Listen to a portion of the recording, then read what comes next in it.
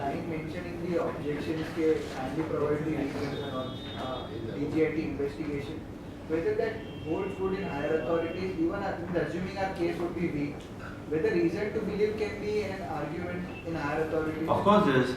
That is the most important argument. Yeah, but in how it will hold true? It depends on one case to case, as I mentioned. If the reason to believe is vague or it's not properly drafted, then your case will be very strong only on that footing. Maybe your marriage is very weak. Let us say your marriage is hopeless. But if reasons are not properly recorded or reasons are not valid, and if that has been held by higher authorities, that is, the reasons are not properly recorded or not valid, then they will squash the reassessment only. They will not go into merits.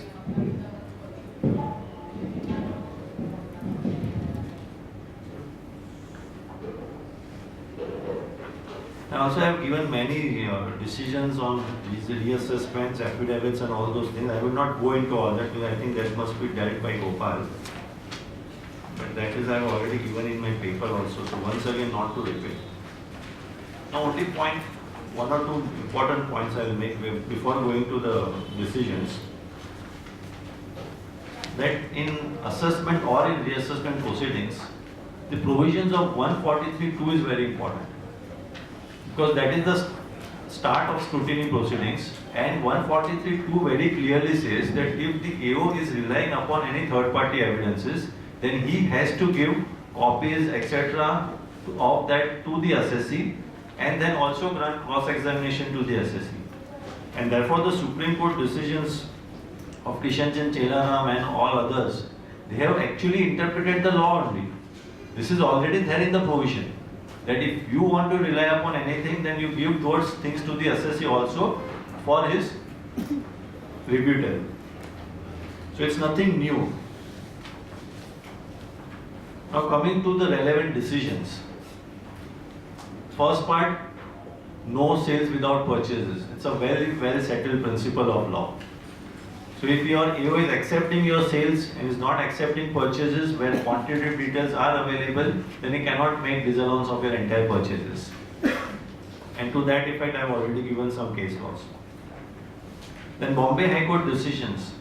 See this, let me first tell you, this issue of bogus purchase is nothing new. This was going on since last 60-70 years back. Why this has become so much burning? Only for the reason of technology. Because of technology, the sales tax department has now easily come to know that these people are not paying VAT. And that is the only reason that such a huge list has come out. Otherwise, this thing was going on since the last 40, 50, 60 years. It was not able to track because nobody had the information. Because it was all manual. So nobody knew whether this set off which he is claiming is proper or not, whether that party is paying VAT or not, because those cross verifications were not available.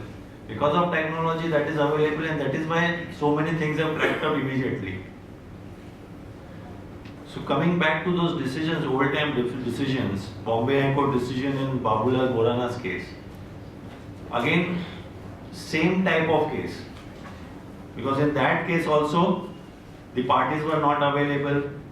The bank accounts of third parties were not belonging to the assessee, that was proved. And the Bombay High Court said that you have made a disallowance or the addition merely for the reason that those parties are not available or those parties are not traceable. But when the assessee has recorded entries in the books of accounts, when the assessee is showing stock records, when assessee is showing bank statements for payments, you have not even traced the bank accounts that the supplier's bank accounts were opened by the assessee himself. Then where is the case for you for making disallowance? Because their quantitative tally is there, stock records are available, everything is there. What further you need? Purchase parties or the suppliers may keep shifting. That cannot be the only ground that because he is not produced or is not available that he would make disallowance. And all these cases also, this point we are also raising because now the reassessments have been conducted in 2013 or 14 and they want to reassessment for 7, 8, March ending 7 or March ending 8, where time gap is already 4-5 years. So this is one of the best point for the assessors to take, that we don't keep track of all the suppliers. We may be purchasing from hundreds of parties. We don't know which party closes or which party shifts. We had made purchases. If he is not now available, I can't go and track him. You track from your records if you can.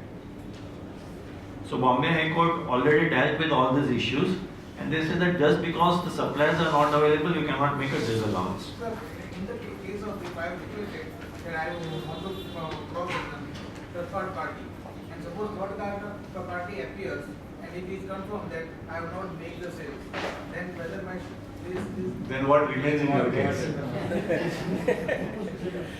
What remains in your case? So it is for you to see that that party doesn't come. their stock records and their sales, whether it will help me that actually I have purchased, because this party is telling that I have not sold. Then what would happen? Then the case would be that you have not purchased from that party. Because then the AO doesn't have to go beyond and prove that you have not purchased from that party. Then it would be a logical conclusion that you might have purchased from some third party. And if that is the case, then you have purchased in cash. The 48(3) will immediately trigger. But whether I can because he has not paid the bet, so he is It all depends upon your cross-examination. If in cross-examination that party appears and it still is confirming or admitting that I have only issued bills, then your case becomes very poor. On marriage you may keep fighting, but what would remain on marriage? Maybe okay, your quantitative tally and all those things are there.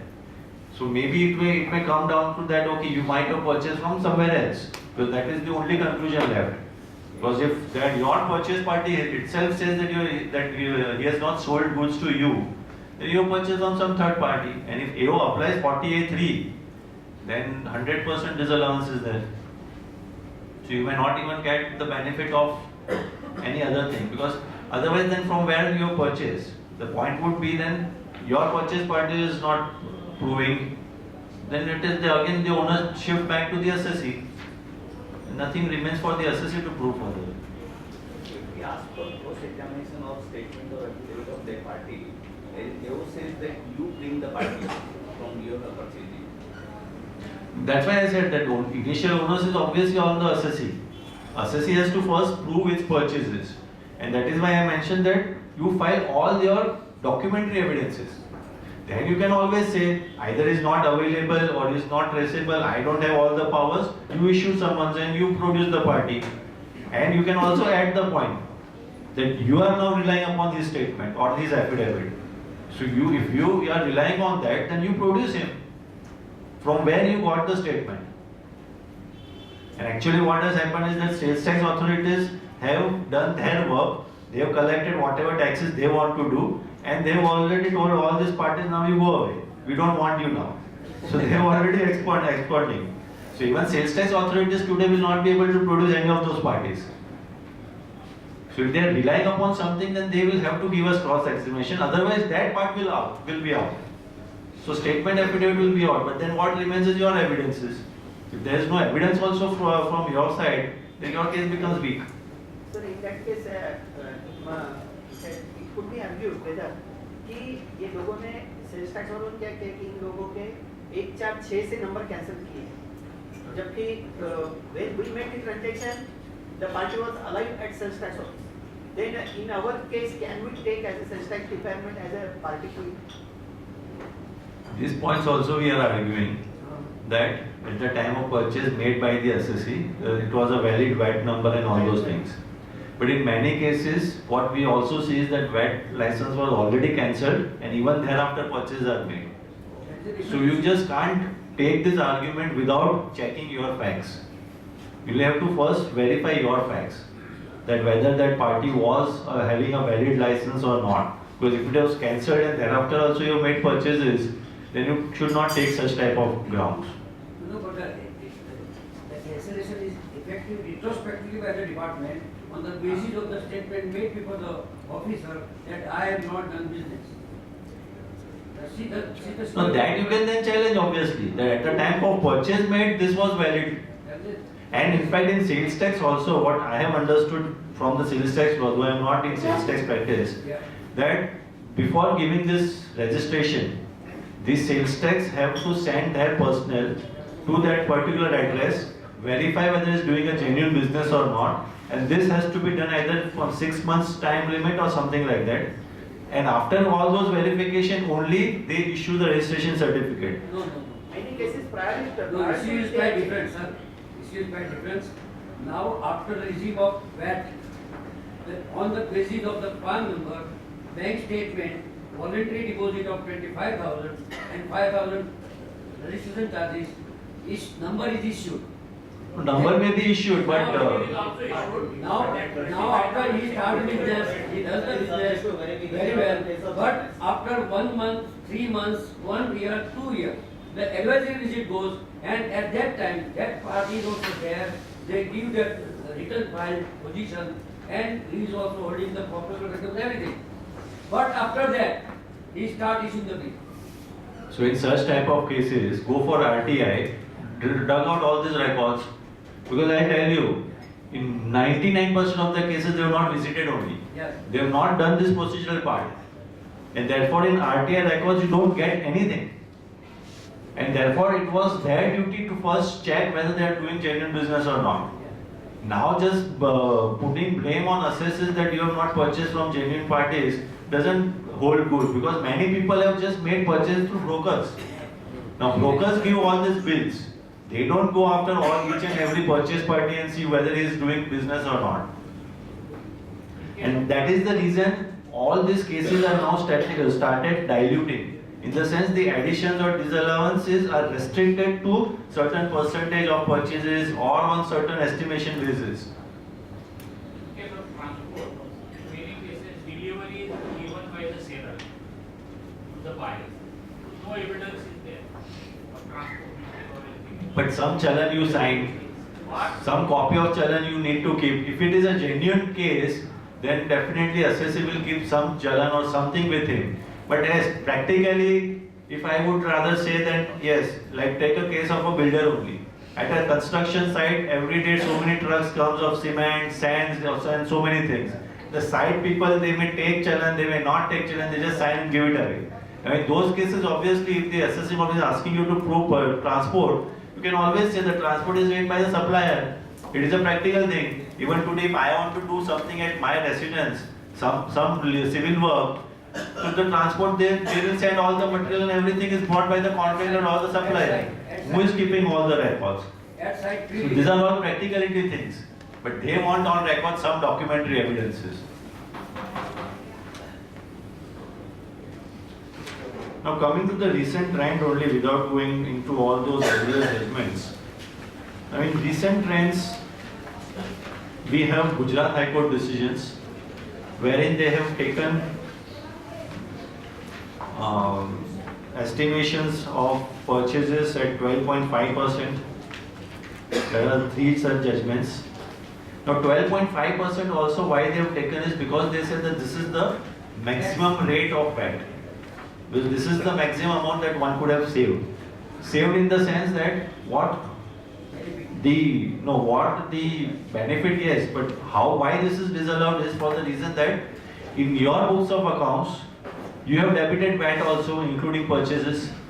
Now, if you are not able to prove your purchases, it would mean that you might have purchased it in cash, where you might not have obviously given VAT. So VAT is what you have saved, and you have debited to your accounts.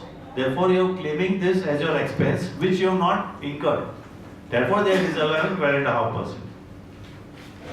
So, if in some other cases, if the VAT, maximum VAT in, let us say, some cases it may be 4%. So one can try and argue that way also, that this 12.5 is maximum, but in my case it is only 4%. So the at the most benefit I have got is of 4%. There is one more recent Gujarat High Court decision. This is very good decision. This 43 taxman Gujarat Ambuja exports case. Here they have sustained at 5%. Which was confirmed by the tribunal, and department had gone in appeal to High Court. So obviously they cannot reduce beyond this. But in this case, 2 points were there. 2 different parties' purchases were there. With respect to one party, the Gujarat High Court says that all this purchase material has gone in my stock records, stock register, it is there. I have made payments through account pay checks, bank statements, everything is there. I have produced all my delivery challans, all my bills, etc. Just because parties is not produced, you cannot disallow. And therefore, tribunal's 5% disallowance, they confirm. But in the case of a second party, a very interesting case, and this has now recently come before me also in one of the cases, that the purchase party from whom we have made the purchase, in their case, assessment is completed except in the business. And that was one of the point in this Gujarat High Court also, where they say that the purchase party assessment you have completed, you have accepted business as genuine business of that party, then how in this assesses case you say that the same party is only doing accommodation entry business? And therefore, they have deleted the entire disallowance with respect to that particular party. And same position, very recently one of the parties came to us, there also same thing was there. In that case, scrutiny assessment has been completed, accepted as genuine business, accepted all sales purchase as genuine. There is the question of making disallowance in my hand saying that he is issued bogus. So one need to also see whether you can get all this information. In your way, this is a fair case to accept the 5% or 12.5%. I would say don't accept anywhere. You can raise this as an alternative plea if you want to. Otherwise, what we are advising, don't even raise alternative plea. You can, at the time of oral arguments, you can say, ठीक है, ये सब decisions है तो 12.5 कर दो, 5 कर दो, जो भी कर दो. But don't admit or accept anywhere. Then in my note, I have missed out 2-3 other important decisions. One is of Bombay Tribunal, that is DCIT versus Rajiv Kalati. I'm sure everybody must be aware of this decision. This is of August 2014, wherein this same VAT list of parties from the VAT was the issue, and the tribunal has upheld the division of disallowance made by CIT appeals.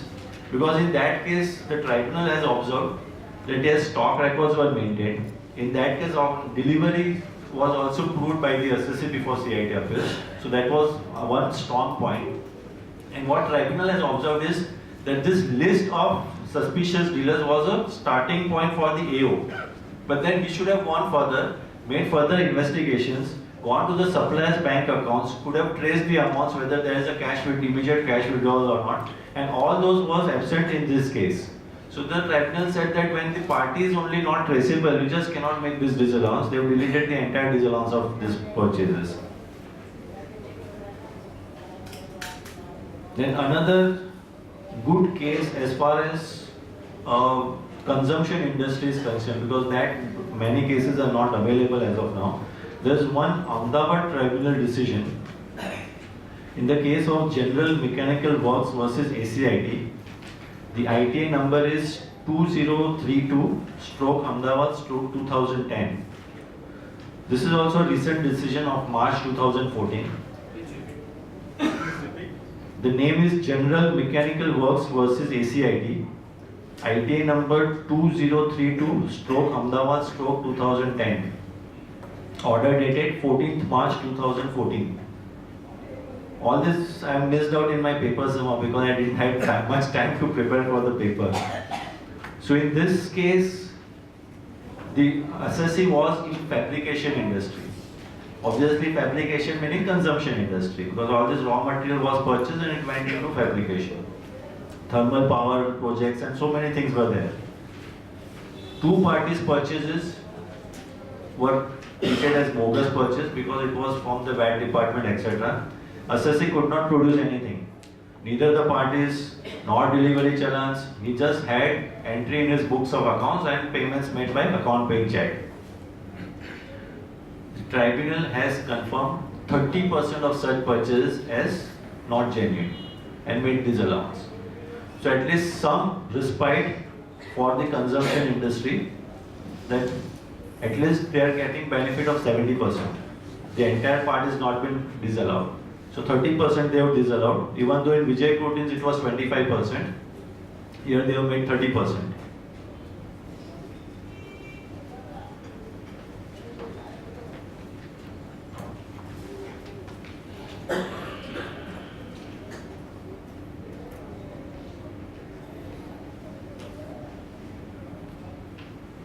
Then as I mentioned, if you admit to any such thing, either in search, survey, anywhere, that okay, this is bogus or whatever, and this to buy peace of mind or to for any reason you admit it, penalty may be confirmed, you will not get any respite from penalty also.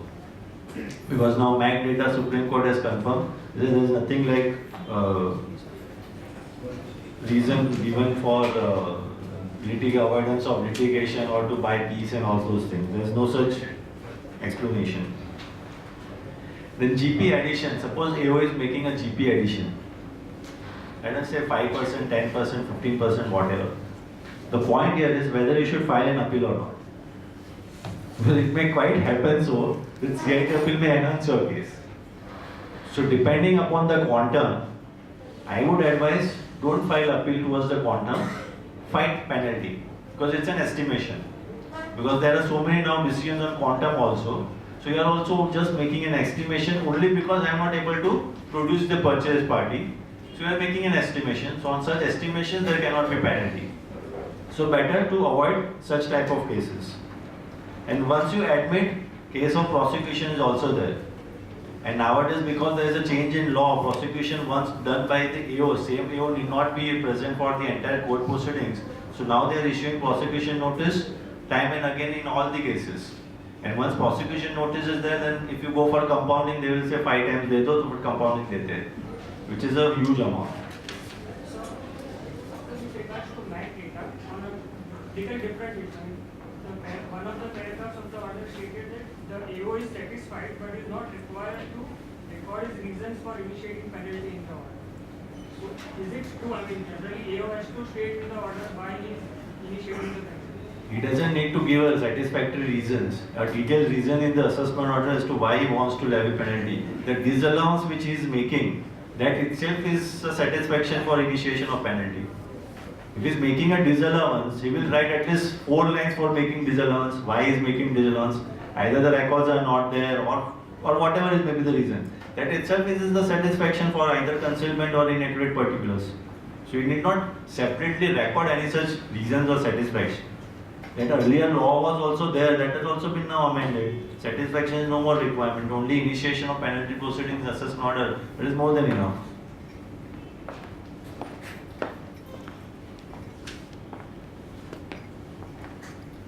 And just last one point I would add in this is whether it's a good forum to go to settlement commission.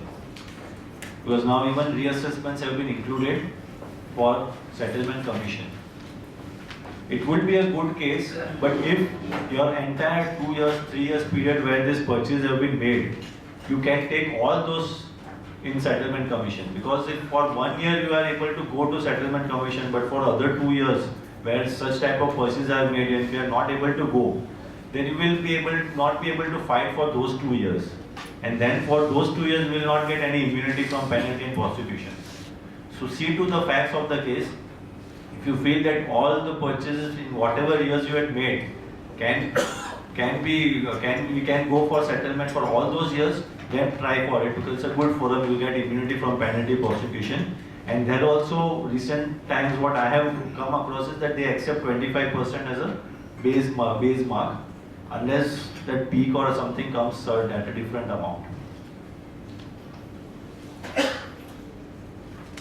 Now coming to the second issue, that is 14A. This is also an issue which in almost all assessment orders we come across, that 14A is disallowance is there and rule 8D is applied straightforward. Now here there are many issues in 14A also. There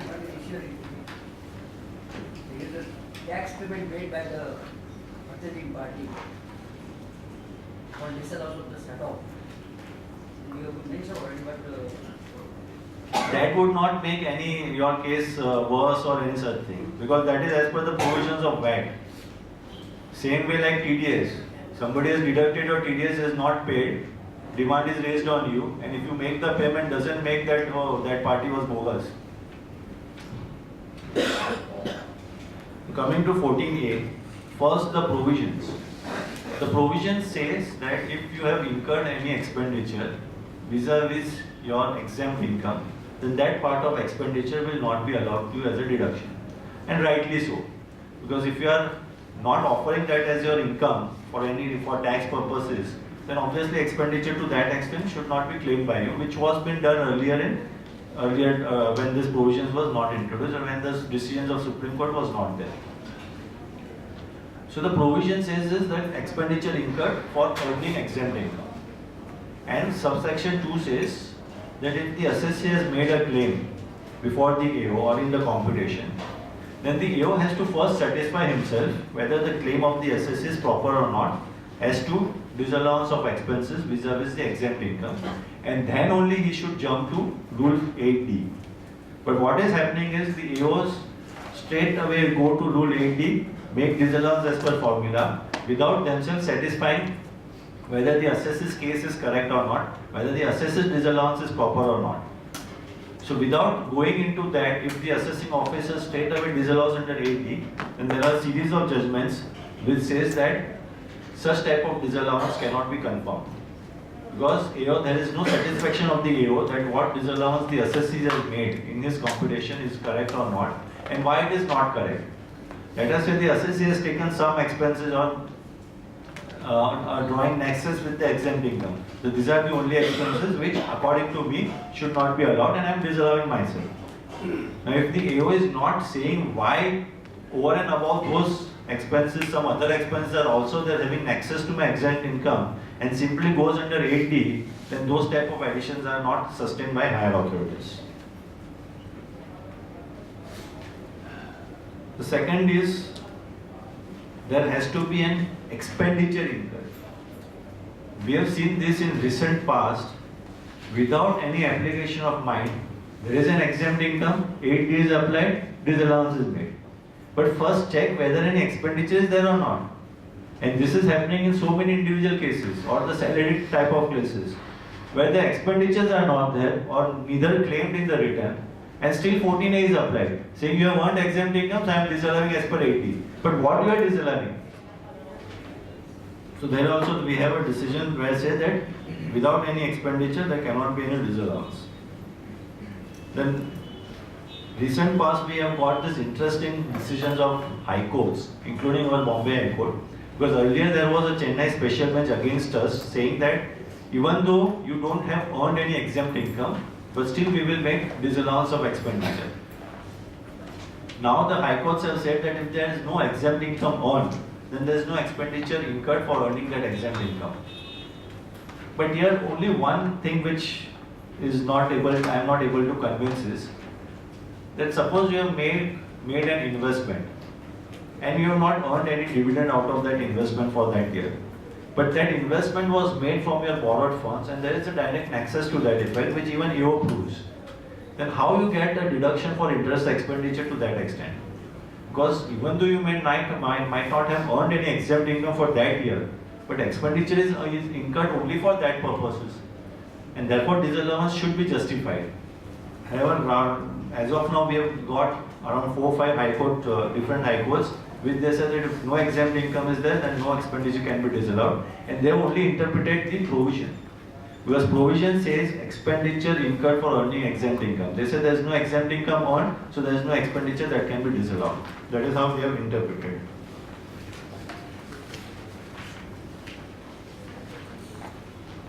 Then as I already mentioned, nexus of expenditure towards the exempt income earned, the onus is on the assessee to prove. If the assessee is not able to prove any nexus or any such thing, then the AO would be justified in going to Rule 8D and making disallowance as per the formula.